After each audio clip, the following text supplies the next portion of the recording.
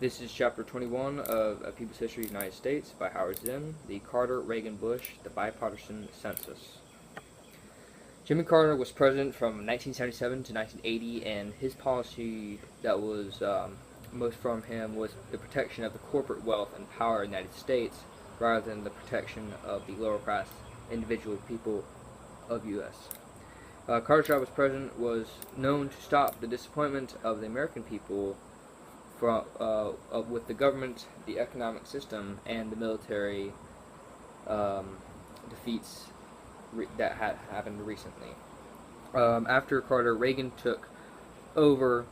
and Reagan and the Bush policies greatly benefited the corporate business rather than the lower class at the same time in America, and by the end of the Reagan years, the gap between the rich and the poor had grown significantly.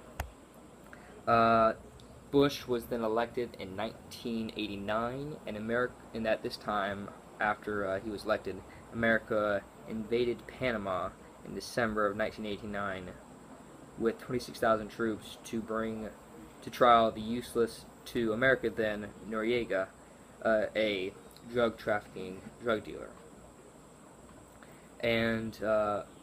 quick victory in Panama reestablished a strong influence over Panama from the United States.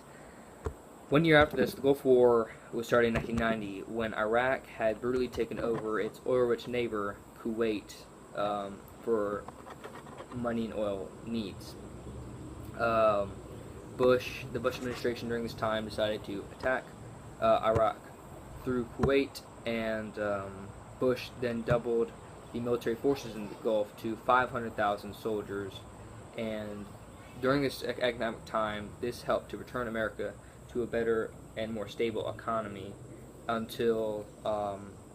we won the Gulf War and our soldiers returned home after reestablishing Kuwait to its former self and pushing Iraq back into and capturing Saddam Hussein.